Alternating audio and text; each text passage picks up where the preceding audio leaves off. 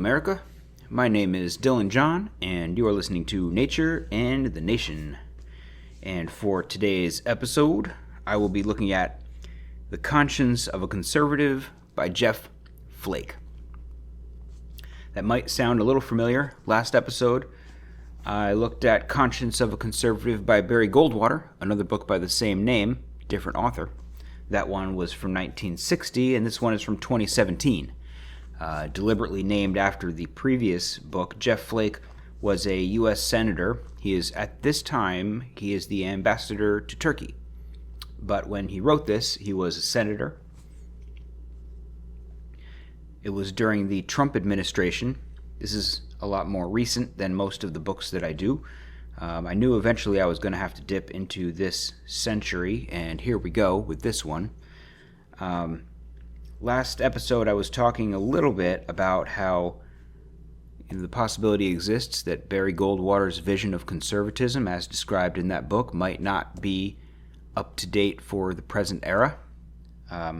Things change, circumstances change, and while that may have been the right vision at the time, it might not be the right vision for right now.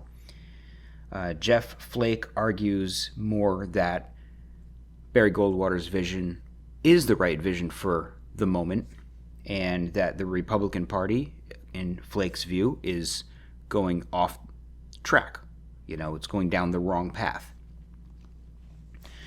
This book is really like a, much more so than Goldwater's book. This book is really a polemic against Donald Trump. A tremendous amount of the content in here continually comes back to Donald Trump, the 2016 election, and the MAGA movement, although I don't know he really uses the phrase MAGA, but the movement of Republicans supporting Donald Trump and elected officials kind of, in his view, kind of folding, giving in to the Trump movement. He speaks about it with a lot of disdain and frustration. As in most of the books that I review, there's stuff in here that I agree with and stuff I disagree with, although I had to look a lot harder in this one to find anything that I agreed with. I'm a Trump supporter, not a diehard. He's not like, the chosen one. He has his problems, but on the whole, I'm a Trump supporter, and I thought that this was a little excessive in its criticisms, a little bit unwarranted in its criticisms.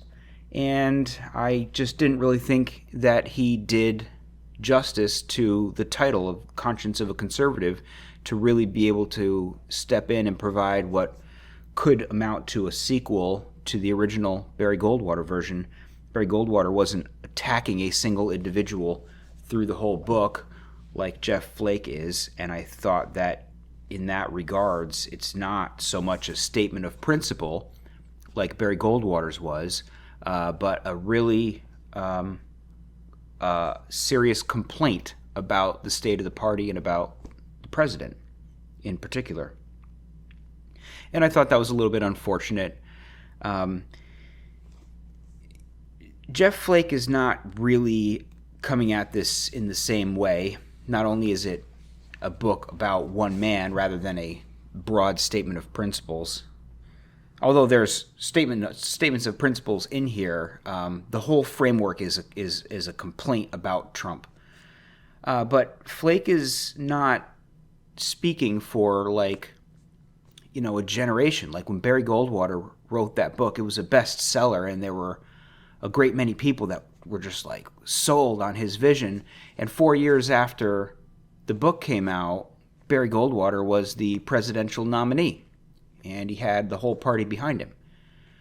4 years after this came out, Jeff Flake was not the nominee. He was no longer in the Senate. He retired from the Senate, and the vast majority of self-identified conservatives support Donald Trump. And so Flake doesn't have a movement behind him like Barry Goldwater did. He's really speaking for himself in opposition to the movement. And so while Barry Goldwater sort of defined what conservatism was in a large way for his era, Jeff Flake does no such thing. Most people who identify as conservative probably either don't like Jeff Flake because of his deep opposition to Trump or don't agree with him about his positions. And so he doesn't have the sort of support that Barry Goldwater had. He's not speaking for a movement. He doesn't have a movement behind him. But so despite the fact that I found a lot in here that I disagreed with, I still would recommend that you get the book. And the primary reason being that it's good to have an understanding of where the so-called Never Trump argument is coming from. What are the core conservative Republican complaints about Donald Trump? I don't think Jeff Flake really went off the deep end like some Never Trumpers did. He's not out campaigning for Democrats. I think he did say that he endorsed Joe Biden against Donald Trump, but he's not joining the Lincoln Project or whatever that is, and he hasn't been, I suppose he wrote this book, but some of these Never Trumpers just seem like they really went off the deep end, totally engulfed by Trump derangement syndrome. I think there's a little bit of Trump derangement syndrome in this book, but nonetheless, it's not like, a bad book. It's not something that I would, scoff at or say that, isn't worth reading. I think it is worth reading to understand where, that perspective is coming from, despite the fact that I think on the whole, Jeff Flake is wrong about a great many things. But I did, I respect the guy because it takes a certain amount of guts to stand up and say, everybody else is wrong, I'm right, you guys are all misinformed, you're all going down the wrong path, and even if it nukes my career in the Senate, even if it causes the people in my party to turn on me, I'm still going to stand up and say what I believe in. There's a certain amount of integrity in that, and so, you have to give him respect for that, I think. But there are some things in here that I agree with. Not much, but there's a little bit. I wanted to start, like all my episodes, I'll be reading some portions of this. I think I've got 8 portions in here that I want to read. They're kind of bouncing all over. It's definitely not working through the book from front to back. I want to start actually with something toward the end of the book, which is one of the only parts that I felt like I agreed with or that spoke to me in some way, something that I felt like I wanted to address. And that is toward the end when he's talking about basically political decency. Before I read this, I'll just say, just as kind of like a prelude, that there's really 3 main, I guess, principles that Flake draws on in his argument. One of them is limited government, one of them is free markets, and one of them is let's call it decency in politics. I don't want to say bipartisanship. That's not exactly what he's arguing for, but a politics of decency and mutual respect. And so it's when he's talking about that last point that he says the following. He says, quote, "In January 2011, a few days after Democratic Congresswoman Gabby Giffords was shot and gravely wounded while greeting constituents at a Tucson supermarket, we in the Arizona congressional delegation left an empty seat for her at that year's State of the Union address. That year, the delegation made it a point to sit together in solidarity rather than divide along party lines as the rest of the chamber typically does during the speech. 1 year later, when Gabby, who was working very hard on rehabilitating from her grievous injury, returned to Congress, I sat next to her during the State of the Union. During President Obama's applause lines, Gabby wanted to stand up, but was unable to do so on her own, so I helped her. That often left me standing, a lone Republican among cheering Democrats. During and after the president's address, I received furious text messages and emails from partisans who wanted to know why I agreed with President Obama. I did not agree with President Obama on much during that speech, but Gabby Giffords was my friend, and it was my honor to help her stand that evening. It was a gesture of affection and decency for a cherished and brave colleague. I hadn't given it any more thought. It certainly didn't occur to me that I should worry what Republicans might think, because life is too short to worry about such things. In that moment, Congresswoman Giffords and I were not members of different political parties. We were friends, fellow Arizonans, fellow Americans, fellow human beings. And yet, all some people could see was that I was somehow consorting with the enemy. Much the same happened in the late summer of 2016, on the day my Democratic colleague from Virginia, Senator Tim Kaine, was added to the Democratic ticket as the vice presidential nominee. Tim and I entered the Senate together, and we obviously disagreed on many things, but I knew him to be exceptionally smart, hardworking, and patriotic. His son Nat was a Marine on active duty. By way of congratulating Tim on being named to the Democratic ticket, I tweeted a playful jab. Trying to count the ways I hate Tim Kaine, drawing a blank. Congrats to a good man and a good friend. Once again, remarkable, unhinged fury from the ideologues. At a political gathering not long afterward, I received a scolding from a diehard Republican who felt that I was aiding and abetting the enemy. If you can't say anything bad, don't say anything He caught himself before fully reversing the advice I'm sure his mother once gave him. Such is the conditioned response of a shattered politics. 6 years after Congresswoman Giffords was shot, I found myself in an eerily familiar setting. A hospital waiting room, listening as doctors described the critical condition of another colleague, Congressman Steve Scalise, who was fighting for his life after receiving a large caliber gunshot wound to the hip. 4 other victims were being treated for gunshot wounds on different floors and at different hospitals. It was an early morning on June 2017, and this one hit even closer to home. We had all been practicing for one of the rare moments of comedy in Washington, the congressional baseball game, when a crazed gunman opened fire. Arriving back at the Capitol later that morning in a daze, I carefully navigated my way across marble floors to the Senate gym in steel baseball cleats because my gear was still in the dugout, which was by then a crime scene. As I changed out of my uniform, the red stains on my pant leg and a blood-soaked batting glove used to apply pressure to Scalise's wounds reminded me how fortunate I had been. To discover later that the motive had been political was shocking. The gunman looked out on a ball field and saw not a couple dozen middle-aged members of Congress taking batting practice, he saw the enemy. It seems elementary to have to form this thought, much less write these sentences, but here we are. I'm a proud conservative and a lifelong Republican. That does not make the Democrats my enemies. America has too many real enemies to indulge such nonsense. We ill-serve the American people when our tribal impulses take over, and we cease to have human responses to each other. When we have governed best, we have sought comity and consensus. We fight and argue vehemently for our positions and our principles, understanding that policies that last always bear the imprint of both sides. That is when America is at her best. And when we are at our worst, well, we reach the point where we are today. End quote. So I thought that was, very moving how he talked about his friend Gabby Giffords. They're both from Arizona, and Gabby Giffords had been shot in the head at a supermarket, and he helped her stand during Obama's speech and got grief for it. I think that it was an act of decency to stand with her and help her stand when she wanted to stand and applaud Obama's remarks. And I think that decency like that is welcome in Washington, and we should have decency in Washington. I think that it's misguided to say that there should be no decency in Washington. And so, this part here kind of moved me, and I felt like it was good to draw attention to it.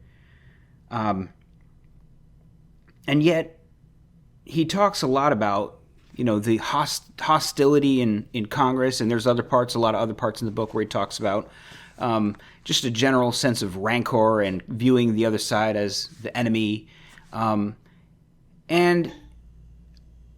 It's like, this is not a softball game. Politics is not a softball game. These guys are struggling. There are factions that are struggling for control over the most powerful nation the earth has ever known. And they have distinctly different visions for what that nation is and should be. And there's a movement on the left to disparage everything about our country. And it's not just disparage like in the sense that they're going to write a negative letter to the editor. They, if given the opportunity, will essentially dismantle this country. There's a movement. I mean, you see the leftist marches, and their slogan is like "No borders, no nations, no racist deportations." No borders and no nations. That's effectively dismantling our country. That is a motive to completely open the border and allow foreigners, many of whom are hostile, into this country without permission by the hundreds of thousands, by the millions. And there's so many people here who have not been invited. They've just essentially forced their way in. And we've got factions in this country who have political power who are encouraging more of the same. When every single attempt at trying to restrict foreigners from coming here is like rejected. It is a de facto open border. And that's not to say that every single Democrat believes that, but there are enough of them and they have enough power that we have remarkable amounts of people in this country who are not here without permission, and they're not going to leave and will be permanently changed, and we are being permanently changed. And at the same time, you're telling people that they live on stolen land and that the white man has pissed on the graves of their ancestors. And then you make white people a minority and you take away all their political power. And what do you think is going to happen? And especially when we see the same thing happening in Europe, how could that be a coincidence that Europe is also being flooded by quote-unquote refugees, and they're also being made a minority in their lands? White people in Europe are being made a minority in the white homeland of Europe. And at the same time, native-born Americans are being made minorities by floods of refugees and migrants and asylum seekers. And we know, like, what war is there in Central America and Latin America? Where's the war? What are they refugees from? What are they fleeing asylum from? The fact that their countries are poor? It doesn't work like that. You're poor, your country's poor, so that means that you're justified to go take the things of another country that's wealthy? It seems like a coordinated attack on the West. And it's a civilization-ending attack. It's the sort of attack that can't be undone without war. It can't even be resisted without war. It's not softball. We're playing for very high stakes. What do you think happens when there's groups of people who have been told how they've been oppressed, how they've been slaves, how they've had their land stolen from them, they've had their ancestors disgraced and murdered, and that what we need is not justice on an individual level, eye for an eye from a person per person, but that sort of eye for an eye approach on a civilizational scale. How do you repay someone who has stolen everything that your forefathers had, but to steal everything that they have? And to put them in chains. I mean, the sort of burgeoning resentment and hostility that is being taught to children and being constantly pushed of how evil, America is, and our 1619 history where, like slavery and oppression is in our DNA, and it just doesn't end well. None of this ends well. And in fact, it ends catastrophically poorly if it's not reversed.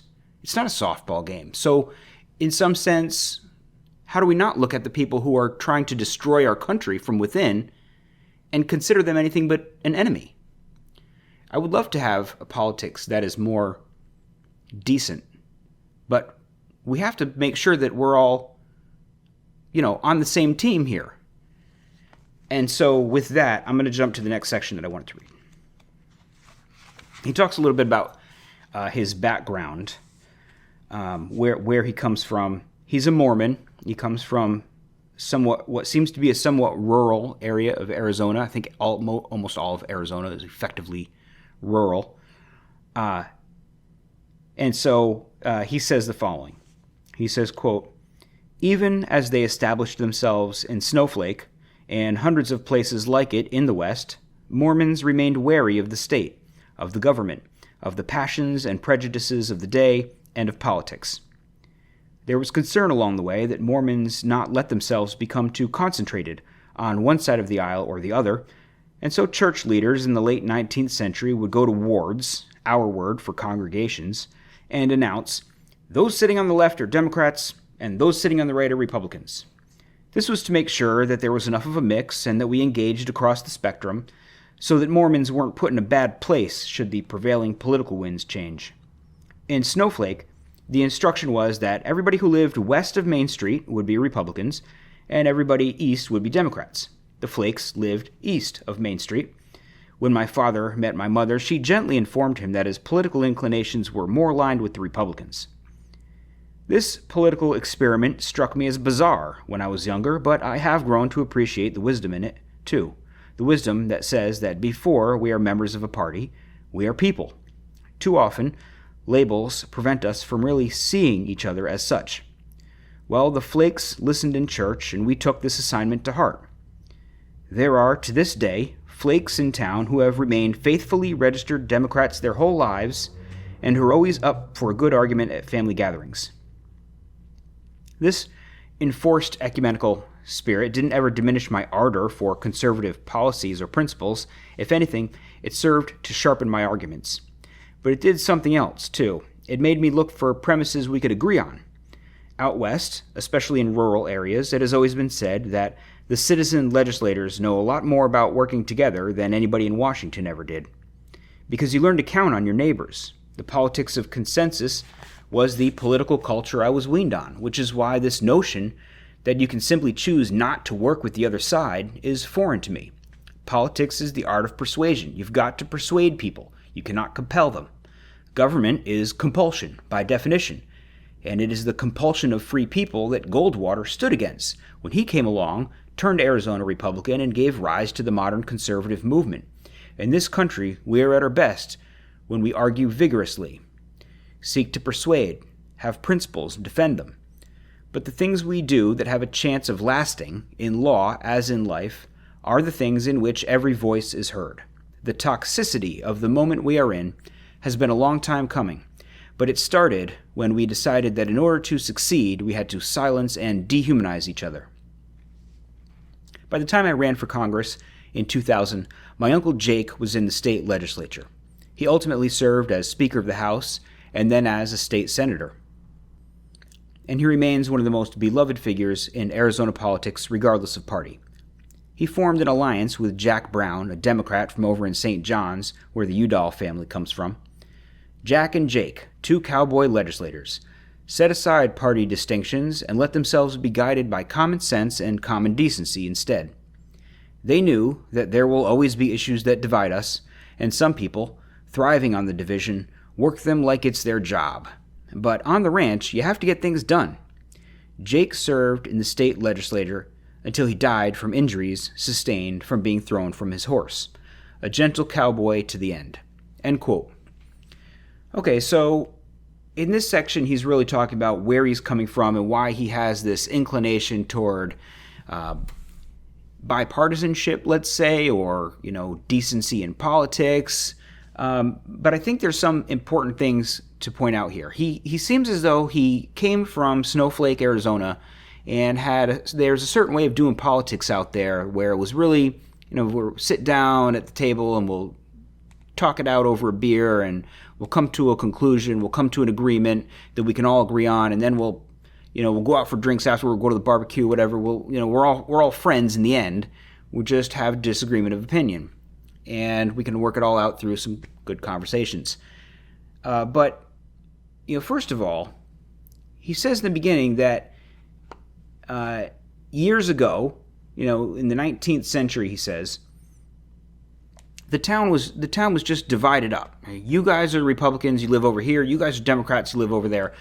There's no ideological difference. It's based on where you live. And that may have, gone away over the years as people sort of filtered themselves. Like his family comes from the Democrat part of town, but clearly he's a Republican. But there's a certain amount of leftover party affiliation from that where, these guys aren't necessarily like in deep opposition to one another. They're all Mormons. He comes from a place where it was settled by Mormons. Not necessarily everybody in Snowflake is a Mormon, but probably a lot of them are Mormons. They're like, this is a common community. They're probably sharing an ethnicity, or they're probably mostly white. They're mostly Mormons. They come from the same lifestyle. They're ranchers. They're the same. It's Jack and Jake, two cowboy legislators. And one's a Republican and one's a Democrat. How much do you really think Jack and Jake, the cowboy legislators, disagree about? You know what I mean? Like, he's coming from an area where you've got homogeneity in culture, in language, in background, in faith, in lifestyle, in environment and in location. They live in the same town. It's not surprising that these guys in Snowflake, Arizona, are able to just kind of have this sort of politics. You know what I mean? None of this seems surprising to me. But you can't necessarily pick that up and carry it to Washington. I'm sure that it would be great if we could. If Washington operated like Snowflake, Arizona, life would be a lot easier for everybody. But life isn't like that. And there's people in Washington that are representing districts that hate people like this from Snowflake, Arizona. And people with deeply different ideas about what this country is. It's not like that. You know what I mean? There's a certain value that comes from this sort of homogeneity, where the disagreements probably don't run all that deep. And they know each other. They live amongst each other and they have to get along. So, it's just not necessarily applicable in Washington, as much as it might be nice if it was. We don't have Jack and Jake, the two cowboy legislators from Snowflake, Arizona. We don't live in that world. And so from that point, I want to get more into when he begins to talk about what conservatism means to him. He talks about Barry Goldwater. And so Jeff Flake was... he was a senator for one term. He was a member of the House of Representatives for a couple of terms. And before that, he was the leader or the executive director or something of the Barry Goldwater Institute, which was a think tank in Arizona dedicated to the ideals of Barry Goldwater. Barry Goldwater was also from Arizona. And he seems like he's really dedicated to Barry Goldwater and Barry Goldwater's ideas, which is why he named the book The Conscience of a Conservative. And if you listen to the last episode, you have some idea of what Barry Goldwater's, politics were all about. Limited government, constitutional fidelity. Anyway, he says, quote, "As long as there has been politics, there has been internecine bloodletting. But we have never seen anything quite like this before. And at its root is a vacancy of conviction and core beliefs. This is what happens when we exalt tactical victories over principle, give in to the politics of expediency and resentment, and forget who we are and what we are supposed to stand for. So, what do we even mean when we talk about conservatism? Let me tell you something of my conservatism and where it came from. It is the honor of my life to hold one of the 2 seats in the United States Senate from Arizona. It has also been my honor to follow in the tradition of another Arizona conservative and the founder of what we think of as the modern conservative movement, Barry Goldwater.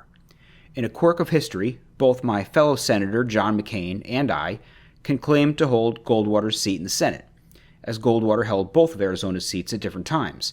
The seat I hold before he ran for president in 1964, and the seat Senator McCain holds afterward. Senator McCain might agree that Senator Goldwater has left some mighty big shoes to fill. I often wonder what Barry Goldwater would make of the current state of his party, and of American politics more generally. I am confident that he would not be pleased or amused. In 1960, Senator Goldwater declared his conservative principles in the classic book that lends this modest work its name. In Goldwater's spare assessment, the conscience of a conservative was a clarion call to a country that had lost its way in a morass of federal bureaucracy, and a manifesto to reclaim our founding values before it was too late.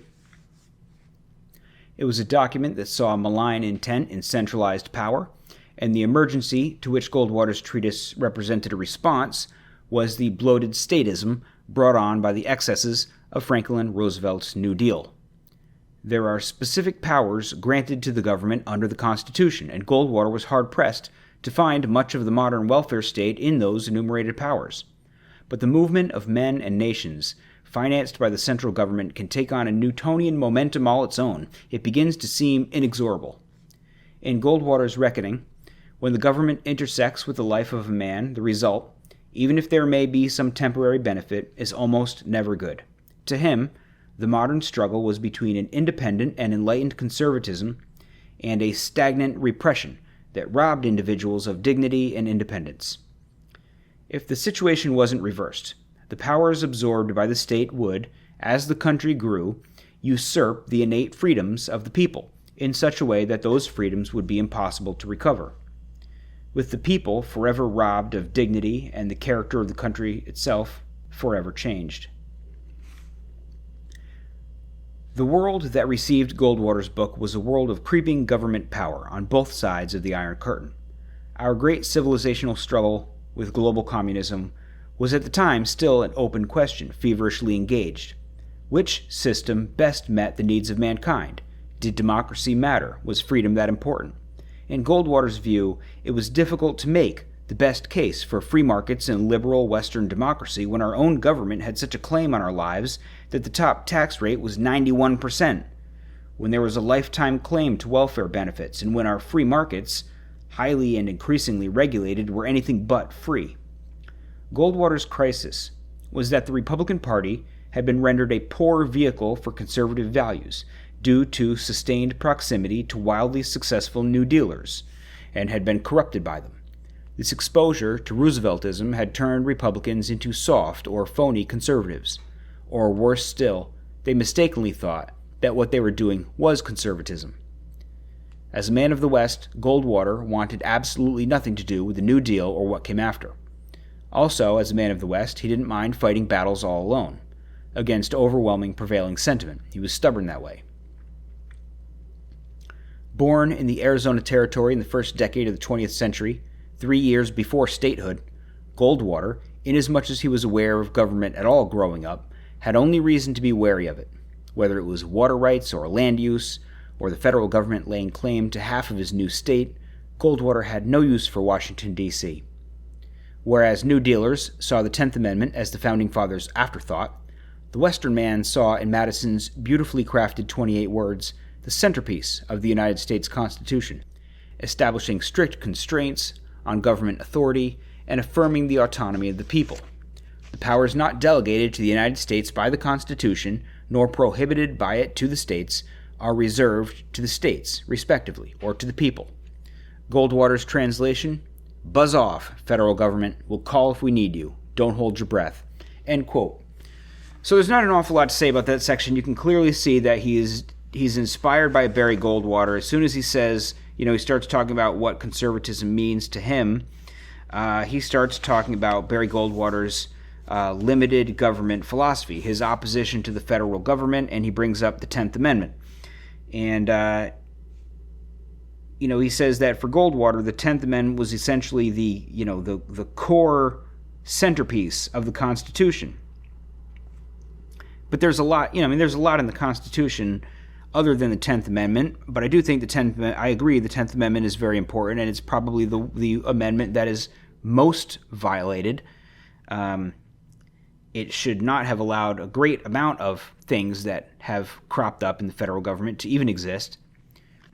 But he doesn't really talk about much else. He talks, after that part, he talks a little bit more about Goldwater, and he talks about some other things about what conservatism means to him. But the principle of limited government just seems really core to Jeff Flake. It's very core to Barry Goldwater. But I'm not sure that you could say that that principle of limited government is core to conservatism. Obviously, constitutional fidelity is important to conservatism. It's important to the rule of law. But there's more to conservatism. Conservatism, understood as fusionism, takes that constitutional fidelity, that limited government and free markets and things of that nature, and merges them with traditionalism and a set of sort of social norms and other things, other concepts about what is to be conserved, what is our civilization, what is it not, how do we preserve it, how do we establish continuity over the course of generations. There's more to conservatism than just, a dedication to limiting the size of the federal government. I mean, that's a noble cause, but it's clearly only one aspect of life. It's only one priority. It's only one principle among many potential principles that would guide our behavior. And Flake just zeroes in on this limited federal government through the whole book as the core principle of conservatism. And it's kind of interesting because it's almost like he says that, what do we mean when we talk about conservatism? And he talks a little bit, and then he talks about what Goldwater was responding to. A Republican Party, he says, Goldwater's crisis was that the Republican Party had been rendered a poor vehicle for conservative values due to sustained proximity to wildly successful New Dealers had been corrupted by them. The exposure to Rooseveltism had turned Republicans into soft or phony conservatives, or worse still, they mistakenly thought that what they were doing was conservatism. But the problem is that at this time, when Goldwater was writing this book in 1960, and probably really given the flexibility of language, conservatism as a concept was only still kind of getting defined. And even to this day, the definitions of what actually constitutes conservatism is in a little bit more flux than a lot of people would like to admit. If you ask two people who identify as conservative what it is that makes them conservative or what conservatism means, you're probably going to get two different answers. And they might not be wildly different, but they're not going to tell you probably the same thing, and over time they're not going to tell you the same thing. And so, how it's hard to say how someone could mistakenly believe that what they're doing is conservatism when Goldwater has like the truth of what conservatism is, and Jeff Flake seems to believe that he has the truth of what conservatism is, and it's this here, it's limited government and free markets, and that is what conservatism is. And while you can, justify the reason for that, especially when you talk about fidelity to the Constitution with limited government, when you start moving into the realm of free markets, it's not just really enough to just say, well, this is what we do this because we're conservatives and this is what conservatives do. You know what I mean? This is part of the definition of conservatism. We're conservatives, therefore we do it. That's pretty shallow for explaining why you do something. And I think that Flake sometimes just tries to say, well, of course this is what we do. We're conservatives, and what Donald Trump does is bad because he doesn't do the conservative things. But, is your definition of conservatism really the right one? How solid is it? How widely acknowledged is it? If the vast majority of people who self-identify as conservative disagree with you, then how really do you say, well, my view is the conservative one, and all the other people who say they're conservative aren't really conservative? Maybe the definition has just changed under your feet. Anyway, let's move on. The next section that I want to talk about is here on the topic of free markets and free trade. So here he says, quote, during the campaign of 2016, committed lifelong free market conservatives with their fingers to the wind, took no time at all to dispense with principle and be reborn as fair traders or populists. All in an effort to chase our own Pied Piper, who admittedly seemed expert at mapping the nation's anxieties. Adapting the happy talk of a charismatic outsider was a lot easier than explaining, defending, and persuading voters of the things we actually believed. Conservatives love to mock liberals for offering free stuff from the government, but what was our 2016 campaign if not that? In politics, it is difficult to win an argument with complexity and facts when the other side offers easy answers and free stuff without worrying about the details. This is largely how Donald Trump vanquished the Republican field in 2016. A tone that many of his supporters took for candor. Our leaders are so stupid, I alone could fix it.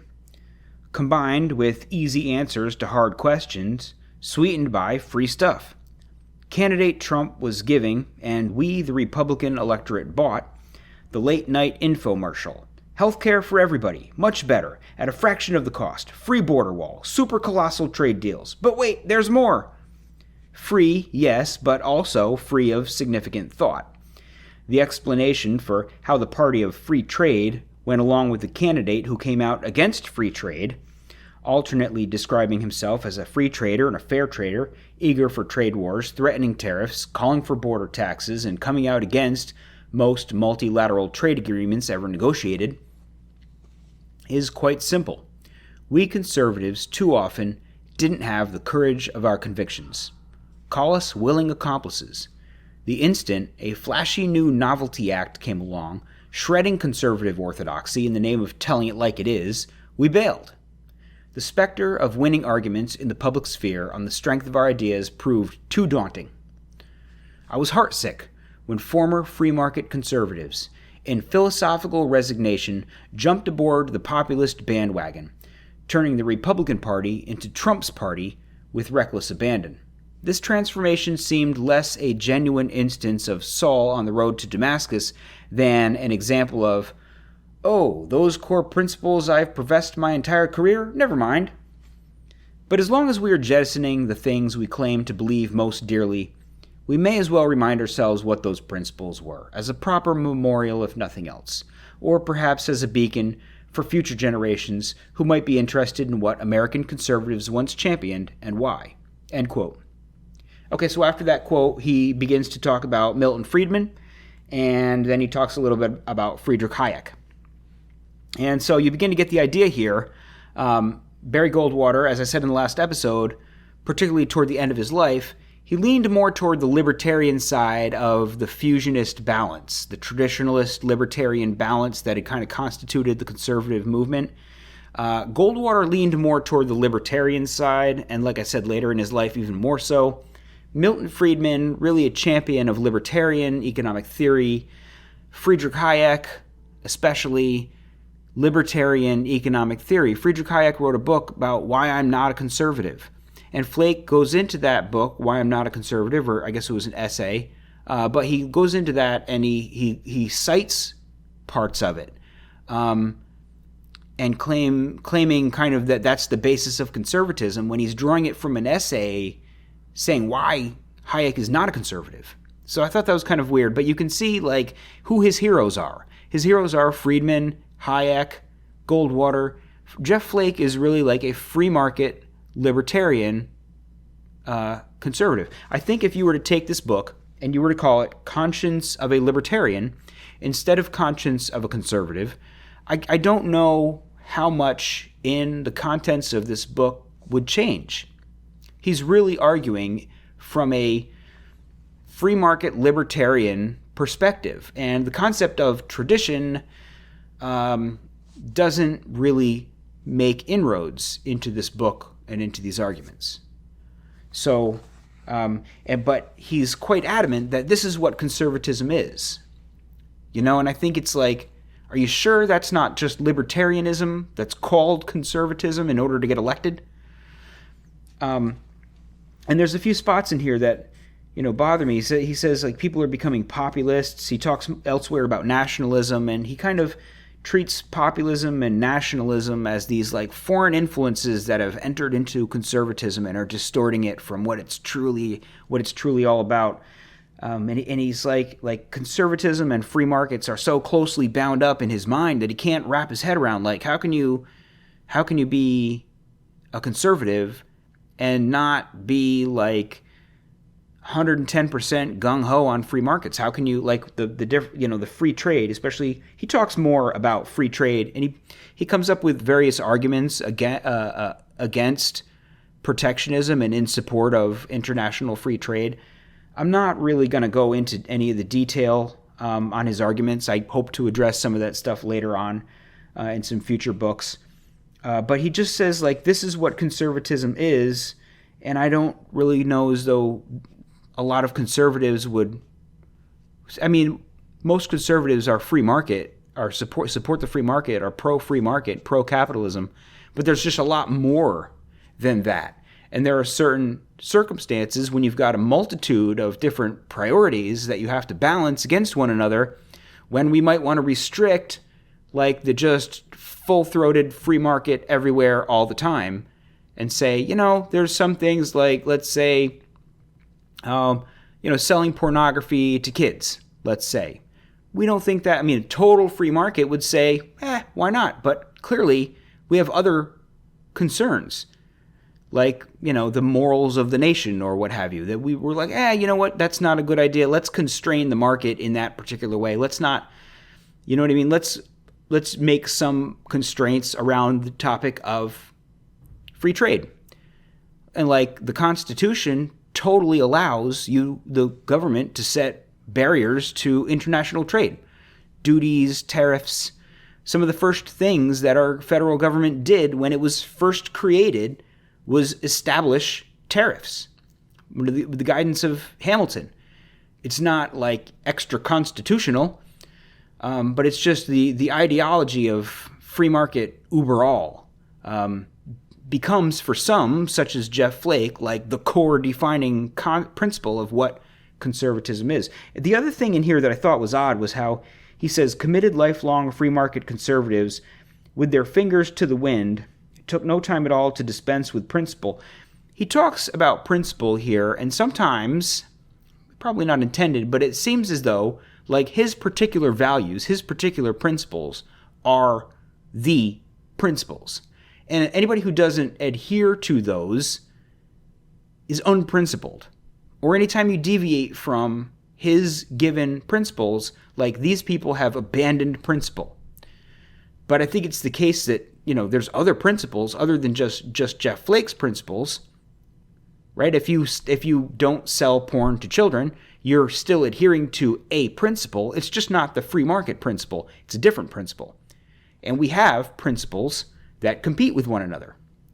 Not all principles all the time just mesh together perfectly.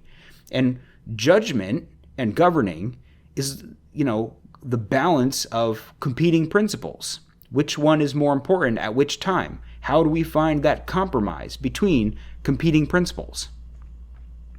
And so that kind of dismissing his opposition, or anyone that doesn't support his position, as having given up their principles or not having any principles, kind of got under my skin. There are other principles other than just what you believe. But the other thing he says, they put their finger to the wind and went this way or that way. He says, adapting the happy talk of a charismatic outsider, meaning Trump, was a lot easier than explaining, defending, and persuading voters of the things we actually believed. And this is getting government backwards. The elected representatives aren't there to explain, defend, and persuade the voters of their positions. If the elected representative is putting his finger in the air to determine which way the wind blows, that's fine, because we are the wind, right? We are the voters. And the people who put an elected representative in office, in his district, if he's a senator from Arizona, then the people of Arizona. And more particularly, the Republican voters of Arizona. He's there to represent them and advance their interests. And if he doesn't support what they support, he'll be primaried. He'll be replaced. He'll be voted out because he's not the one with his hand on the steering wheel, and he doesn't have the responsibility of explaining. I mean, he should be communicating and telling people what he thinks, but it's not his job to convince the voters to go along with him. It's his job to understand what the voters want and represent that, or lose his position. I mean, if he's going to be stubborn and say, no, I'm a man of principle and I'm going to do this, that's fine. You'll be replaced by somebody who more closely is able to put their finger in the air and figure out which way the wind is blowing, right? That's your job as an elected official. That's who you represent. So that kind of bothered me. He seems as though like like everything that happens in Washington is like what is going on with the power shifting in the country. Like he talks about Donald Trump like a Pied Piper, and he talks about the party of free trade, as if the Republican Party is the party of free trade. Well, historically, not really. Historically, the Republican Party was the party of protectionism for a very long time, until after World War II, when there were specific reasons for us to be more engaged in the realm of trade with certain nations that we wanted to sort of bind to us to keep them out of the communist orbit. But prior to that, the Republican Party had largely been for, the previous 100 years, and going back into the Whig Party before the Republicans and going back into the Federalists before the Whigs, had been protectionists. So that's not entirely accurate, I don't think, to call it the party of free trade. And there's Republicans out there, Pat Buchanan being my favorite of them, who are very skeptical of free trade. And many rank-and-file Republican voters, the people whose jobs are getting shipped overseas, are not necessarily as free trade enthusiastic as some of the think tank groups like the Barry Goldwater Institute might be. Nobody's think tank job is getting outsourced to Mexico or China, but the factory workers are getting their jobs outsourced. And so that creative destruction is costing them their jobs, But I mean, I could go on about free trade and protectionism. I'm not going to do it right now. I think he's got some arguments in favor of free trade. I don't think they're very strong, but hopefully down the road I'll get another book that goes into detail on that topic more. But yeah, he says that free market conservatives jumped aboard the populist bandwagon, turning the Republican Party into Trump's party with reckless abandon. The party's not Trump's party. It's never been Trump's party. When Trump became the president, when Trump got all the voters to back him up, it was the voters who nominated him. He didn't have a position. Trump didn't have any position that wasn't granted to him by the voters who said, we want you in office. A lot of these guys, they think Trump came along and took the party. He stole the party from them. No, the voters handed the party to Trump because we, as voters, didn't feel like folks like Jeff Flake were getting the job done. If we were happy with Jeff Flake and the other conservatives who think like Jeff Flake does, they would all still be in office. Somebody else would have gotten nominated. We made him the nominee, and we gave him the White House because we wanted somebody who thought like he thought. So it didn't become Trump's party. It became our party. And, that's where I disagree with the whole framing of how he approaches the question. So let's see. Let's keep it moving. Okay, so in this part here, he talks a little bit about immigration. He says, from a very young age in ranch country, you get to know immigrants intimately and honestly. You learn through experience how indispensable they are to making things work in America. It seems that once every generation or so we have these spasms of immigrant resentment and scapegoating, if not outright hatred. We are at our worst when we give in to these impulses, and resort to a device that can be emotionally satisfying perhaps, and politically expedient, but very self-destructive. The impulse to look for somebody else to blame for our problems. If only these people weren't here, we would be much better off. The nativist impulse is always destructive, always comes with a cost, and never ends well. I've had a lifetime of direct experience with immigration. I would say that every farm of any size in the country has. On the ranch, we employed migrant labor for jobs large and small, moving sprinkler pipes, driving farm equipment, baling hay, building fence, and taking care of essential maintenance tasks. In the 1970s and early 1980s, as testimony to the incoherence of our intentions and political imperatives, it wasn't illegal to hire them, but it was illegal for them to be here. There was virtually no border patrol on the border itself, and migrants could come and go with relative ease. But periodically, the Border Patrol would come up to farms like ours in northern Arizona, conduct raids, and take migrant workers back. Our mechanic manual was taken back to Mexico by the Border Patrol 19 times. And sometimes, when the end of the season came and the workers needed a ride back home, they would simply find a Border Patrol agent and get themselves picked up. My life was made far more difficult during the middle of summer when the Border Patrol would raid our farm. Sometimes the Border Patrol would send small planes to search our alfalfa fields for migrants. When I would hear the distinctive whine of the Cessna, I'd hop on a horse, put on a hat that would obscure my head, and try to divert the Border Patrol away from our workers, a decoy in the game of cat and mouse. When crossing the border could be done frequently and easily, the workers didn't tend to bring their families, because they did not intend to stay, and so there was a much healthier circular pattern of migration than we have today.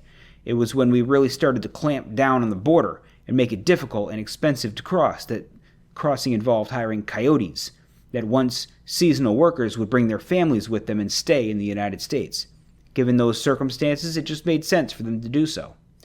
Of course, cartel activity near the border and criminal aliens are very real concerns, and such activity necessitates our current focus on the border. But the threat posed is sometimes exaggerated for political gain, as are the size and scope of the current problem of illegal crossings.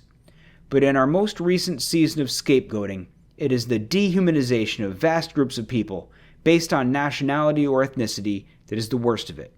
This dehumanization is the symptom of a bad impulse being surrendered to. Growing up with migrant workers, I knew that they usually worked harder than we did. Sometimes my dad and my uncles would hire a few of my buddies from school to help with the harvest or the branding. They would last maybe a day or two and were often unreliable, but our Mexican migrant laborers worked hard, and we could count on them. Because of this experience, I've always said that I could never look at these migrants and consider them criminals. They were working to feed their families, and we simply could not have gotten along without them. So, when during the 2016 campaign, Jeb Bush committed a sin of candor by saying that people crossing the border did it as an act of love, well, that's exactly how I felt too, and I said so at the time. Having grown up with migrant labor and with the Hispanic community that was here long before we were, I knew that what Jeb Bush was saying was true. Among those who were raised in rural Arizona, it is much more difficult to summon the vitriol for immigrants that fuels so much of the politics in the age of Trump. Of course, Jeb Bush was savaged for saying what he did, just mocked mercilessly. But then, unlike his critics, he knew what he was talking about, and dared to speak truthfully, which is both a rarity and a liability these days. We have to return to the politics of comity and inclusion and reject the politics of xenophobia and demonization." End quote. So that's a pretty serious section there. I mean, he basically, admits to, hiring illegal workers. Well, I guess he kind of gives his caveat. It wasn't illegal to hire them, but it was illegal for them to be there. But he's hiring people. He's hiring illegal migrants in his ranch rather than hiring American citizens. He says, well, we couldn't operate. Our ranches couldn't operate. These farms couldn't operate if we didn't have this migrant labor. Baloney. the market can solve the problem, right? The whole point of the free market is that it is the efficient allocation of goods and labor. If we couldn't get workers coming from across the border at discounted prices, they'd have to pay more for their workers in order to get Americans to come do the job, which would cause the price of food or whatever it is that they produce on their ranch, the price would go up. That's the market. And people might complain about it, but there'd also be a lot more open jobs in those parts of the country that would be drawing people because the unemployment rate would be very low, and there'd be more money in the labor force as a result. You just can't say, if you are dedicated, if you take the principle of free markets and you carry it all the way to its logical conclusion, you can't accept borders, because what are borders but restrictions on the free movement of labor? It's a restriction on the market. These guys want to hire the migrants want to work, right? But the government's like, no, and puts down this restriction saying that the migrants can't work. Well, if you're a free market diehard, how can you even support the notion that there should be a border keeping people from the jobs that they want to work? And that's what happens when you take this stuff too far. And the idea that he's, putting on a cowboy hat and going out on his horse trying to distract the border patrol, the helicopters, so his illegal immigrant workers don't get caught, it's just like kind of mind-boggling that he's proud of all this. And then he comes across with the, well, they're better workers than we are. I'd get a couple of my high school buddies to go do it, and they'd only last a day or two. What are you saying? They're like, they should be here because they're better workers than we are. I just don't like the whole vibe of that. I don't like that whole section. I feel like it's distasteful to do that. It's distasteful to brag about it. And if you're a company that makes your profits by hiring illegal immigrants, don't brag about it. Anyway, clearly he's out of touch with the sentiment of conservatism today. And I'll leave it at that. Keep things moving here. So he's got a somewhat short section here. He talks about, this is not that short, he's talking about nationalism. He talks about, he's talking about Hayek and Hayek's complaints about nationalism. One of the things I said Hayek had put the essay of why I'm not a conservative, and the proximity of conservatism and nationalism was something that rubbed Hayek the wrong way. Hayek was hardcore free marketer himself. I'm not so sure Hayek would be all that enthusiastic about borders keeping the free movement of labor himself. So anyway, Flake says, quote, "My Senate staff will attest that I routinely strike the word 'our' when it appears in memos, letters, and speech. 'Our children' is the most offensive of these, as it so easily conjures up visions of a nanny state, and politicians take all manner of license to do just about anything in the name of 'our children.' And the same goes for 'our seniors' and 'our small businesses,' which are almost as paternalistic. Directing assets in the national interest is exactly the kind of misguided behavior that conservatives have always accused liberals of abdicating." According to Hayek, and central to conservative ideas of economic freedom for much of the past century, when free market competition is corrupted with market controls and central planning, market outcomes are artificially impeded, competition is stifled, and the door is open to all sorts of unintended downstream consequences. But in his essay, Eschewing Conservatism, Hayek described a conservative impulse so extreme that it posed the very same risk that conservatives have always warned against, and is but a short step away from that which conservatives most oppose.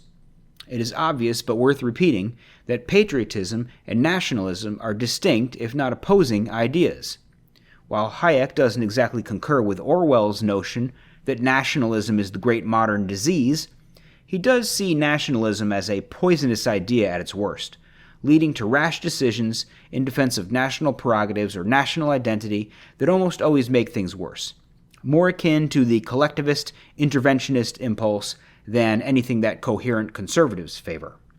The conservative philosophy, not just the conservative philosophy, but the American philosophy since World War II in particular, is that America does well when everybody does well. That has been the driving force behind our foreign policy as well as our trade policy for the past 75 years. The old adage holds true: when goods don't cross borders, guns do. Trade and the global expansion of capitalism have been central to conservative economic philosophy for as long as there has been a conservative movement. But in 2016, nationalism merged with its cousin populism, and suddenly there were winners and there were losers, trade was a zero-sum game, and enemies of the people were duly identified. The solution to our problems was to erect physical barriers between us and the world, as well as metaphorical barriers between Americans, as populists will do. Our multilateral trade deals were suddenly the worst deals in the history of mankind, and other countries were benefiting, and we had been left holding the bag, when, in truth, all of the countries engaged in trade were doing better. Efficient and truly global supply chains mean that the component parts of an American car sometimes cross 4 or 5 borders, or our own border 4 or 5 times before that car rolls off the assembly line.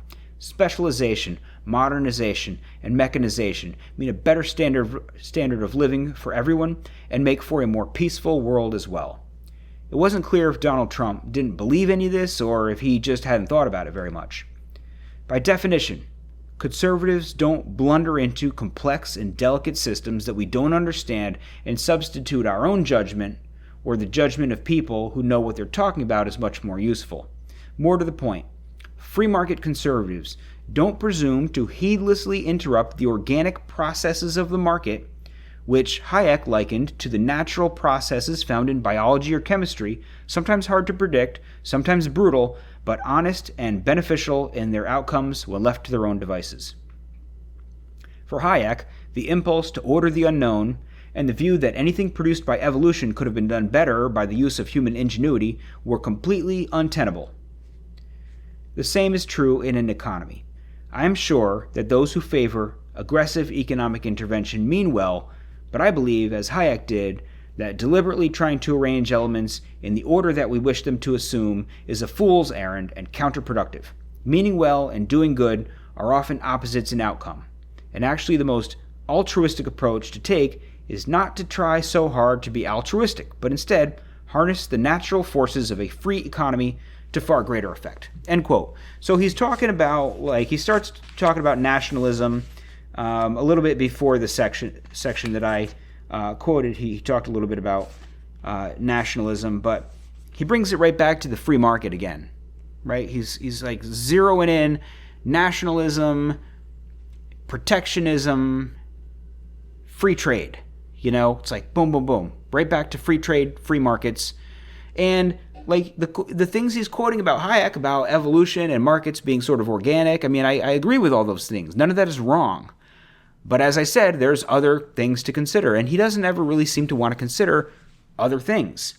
I mean, like, it seems a little bit silly to never use the word our children, our this, our that. Maybe it's because he was a senator. Maybe it's because he's in the government, and he doesn't want to send the message that, the children of America belong to the state. And I can understand that. The seniors don't belong to the state. The small businesses of America don't belong to the state. But most of us, if I were to say our small businesses, I don't mean that I have some ownership over those small businesses, but us, when I say us, I mean Americans. And so our borders are America's borders. Our businesses are American businesses. They're the businesses of America. Our children are the children of America. And I think that there's probably maybe I would look at it differently if I was a senator. But the concept that we're one people, it's not like the scary collectivism that too many conservatives are like, oh, we're individualists and they're collectivists. The communists are the collectivists. And You go down that road so far when you can't even say like our businesses or us, we as a people, like we the people, we are a collective entity, the people, right? I mean, is there something wrong with the phrase "we the people"? We are a group, we are a nation, and the interests of the nation count for something. We want to be successful, and he says. He says in 2016, nationalism merged with its cousin populism, and suddenly there were winners and there were losers. Trade was a zero-sum game, and enemies of the people were duly identified. Well, there are winners and losers in life. We should accept that from the get-go. There are nations that succeed, and there are nations that fail. You must have heard of a failed state. There are nations that are conquered. There are nations that were once great and now no longer mean much of anything. Portugal, for example. Portugal's nothing now. It was huge once upon a time. Probably a historic loser, And other nations like the United States were sort of small and have grown and become major players. China has grown dramatically. Sounds like they've been a winner for the past 50 years. There are winners and losers. And he says, trade is a zero-sum game. These are the bad ideas that have come about in 2016. That trade is a zero-sum game. And while I will understand the idea that we can all trade with each other and we all get richer. In fact, he says somewhere along the line that what has happened is that in truth, all the countries engaged in trade were doing better. Like we all trade with each other and we all get richer, right? It's the rising tide that lifts all boats. And we've opened up trade with China. We've traded a lot with China, and we developed a huge trade deficit with China. We helped China industrialize. We thought they would join the civilized world and become our allies. We lifted them up, and if America grows by 1% per year and China grows by 10% per year, then how many years does it take before they overtake us in size of their economy? And with a large, strong economy comes a large, strong military. And how long before the so-called rules-based order is being dictated by China? China will decide what the rules are of the rules-based order that governs the world, and we will have to follow China's instructions because they will have the big stick and not us. Power is not a zero-sum game. Trade might be a zero-sum game. Trade might not be, and wealth might not be a zero-sum game. It's not the case that as China gets richer, we get poorer. Maybe it's the case that we get richer and China gets richer. But if we don't get richer at the same rate, China will overtake us, and they will take our power from us, because power is a zero-sum game. We can't both be the king of the hill. Only one country can be the king of the hill. And that's because the world is not a market. It's a battlefield in some ways. The struggle is real. It's not make-believe. So nationalism, it does have a part in our politics, in our policy making. It's not something that we should just disparage like that.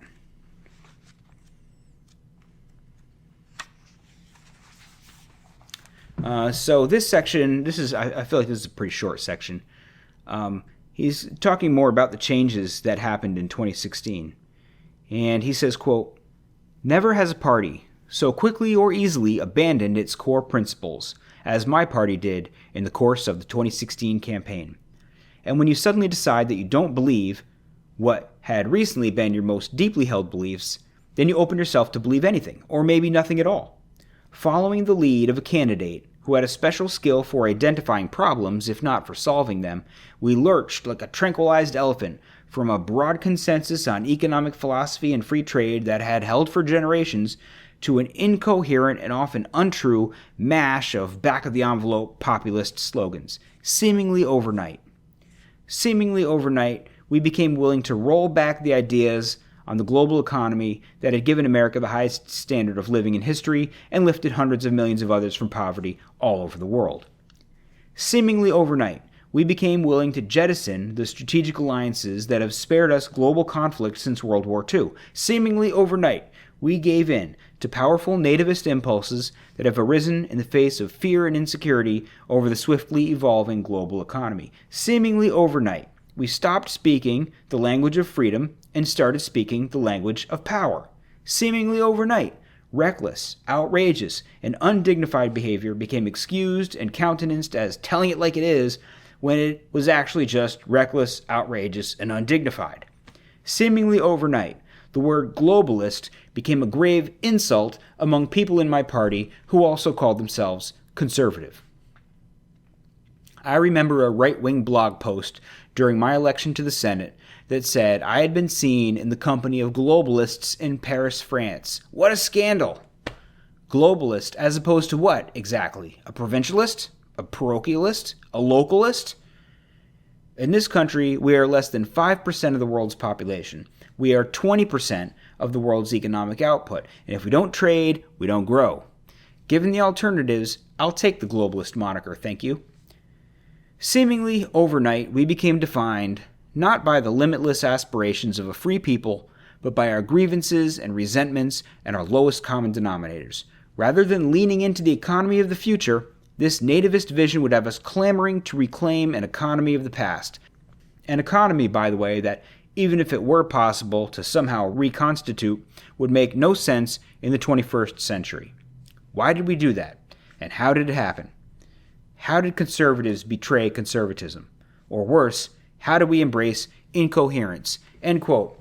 So that wasn't too long, but what I like about that section is this repetition of the phrase seemingly overnight, which to me reveals just how these guys, Jeff Flake and others who, share his beliefs about Trump, nationalism, populism, and what it means to be conservative, these guys were blindsided, totally blindsided by the 2016 election. Because they must just not have had any clue what the temper of the country was.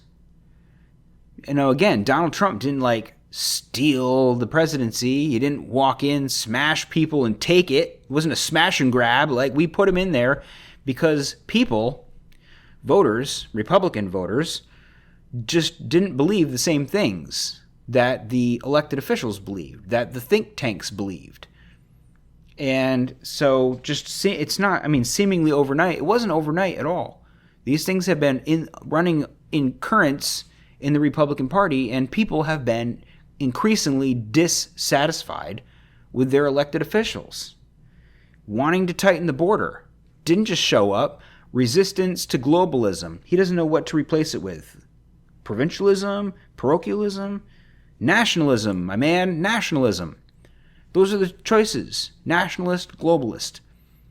And he just says the world's growing economy, the economy of the future.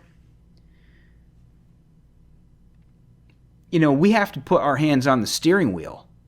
What the economy of the future looks like is up to us. It doesn't come to us. We make it what we want it to be like. We have to have control of our borders. We have to have control of our industries. I'm not saying nationalize all of the industries, but what industries are we in? Do we make potatoes and corn and cotton and wheat?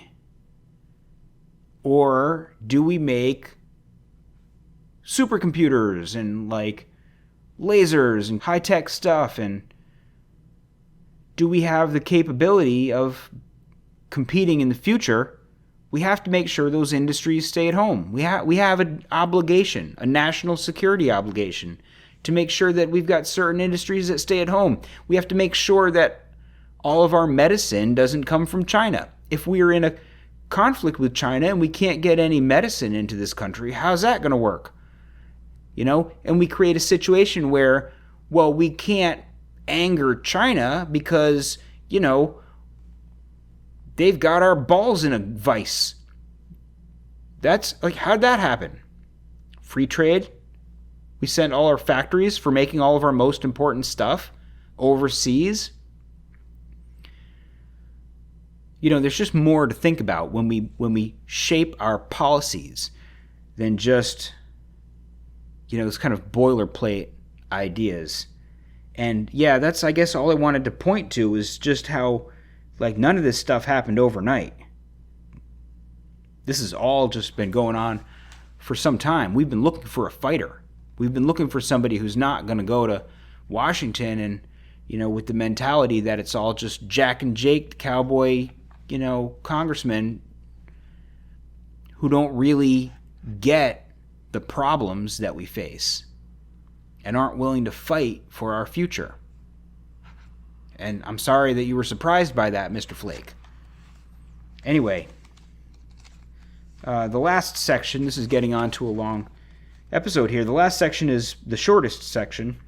He's talking about Cuba and opening the border and for travel to Cuba. He says, quote, "Since my election to Congress in 2000, I had been trying to end the travel ban to Cuba.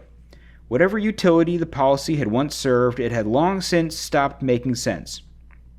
But it still carried with it great emotional power, especially to the children and grandchildren of Cuban exiles, so I understood Senator Marco Rubio's reluctance to change the policy, even as I disagreed with him.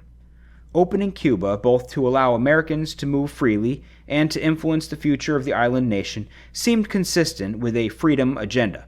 Either we mean it or we don't. Freedom is freedom, and that includes the most basic freedoms of personal agency. You get to choose where you can go, what you can do, and with whom you can associate. And that means not hanging on to vestigial policies of the Cold War, whose purpose was to punish despots in the distant past, but that in fact punish no more than the same people who were too long subjugated to the dictatorial regime. A double whammy. We meant well by it, and those who still support it mean well, but the Cuba embargo, and especially the travel ban, were ideas that had long since outlived their usefulness." End quote. See, I don't really want to talk about Cuba here. It's not, I agree with him. The travel ban to Cuba, lifting the travel ban to Cuba, I think that makes sense. When Obama did it, I thought it made sense. We'll let people travel there. There's no reason to, not let people travel, go to whatever country they want to go, trade with countries that they want to trade with. But what I quoted this section for is just to make one last kind of point about when he talks about freedom. He says opening Cuba is consistent with a freedom agenda. Either we mean it or we don't. Freedom is freedom. And that includes the most basic freedoms of personal agency. And that's the idea here. That's really what he's dedicated to, and why he talks about free markets, and he talks about free trade, and he talks about free travel. He believes in freedom. He's a libertarian at heart. And I guess to me, the idea here is that it's just deeply simplistic to just take something that you can boil down to a single word, freedom, and say, freedom is our agenda. Freedom is freedom. You're either for it or you're against it. You're either free or not free. You apply a policy of freedom or you don't. And if you believe in freedom, then you do. And if you don't believe in freedom, then you don't. And that it makes everything judged by a single yardstick. But freedom, right, it's not like the one true God that we worship above all. Freedom is important. Integrity is important. Loyalty is important. Strength is important. Love is important. Lots of things are important. Order is important, right? Prosperity is important. There's a whole host of things that are important. And they all need to be balanced against one another. Just like, like the instincts of an animal that wants to do one thing and wants to do something else, has competing instincts and has to judge between them. That's wisdom, is the judging between these competing instincts in an animal. And for humans, it's judging between our competing values. There's no reason why anyone would think that all of our values must always mesh. They always compete. And if you just brush everything else aside and set one, bumper sticker slogan, or even a single word, freedom, or whatever it may be, and say, if you believe in freedom, then you apply freedom to every circumstance all the time. Everything, everywhere, is judged by freedom. You're either for it or you're against it. That's a deeply simplistic view, and I'm not saying that Jeff Flake necessarily truly believes that, but it's the impression that he gives in that line, in that section, and throughout the book, that he's got a couple things that are really important to him, and anybody who's advocating for anything else is like against freedom. It's against his value. They have no principles, or they've got bad principles. I just think that that's too simplistic, and that's why conservatives don't support Jeff Flake, because a lot of conservatives have other things they want to consider.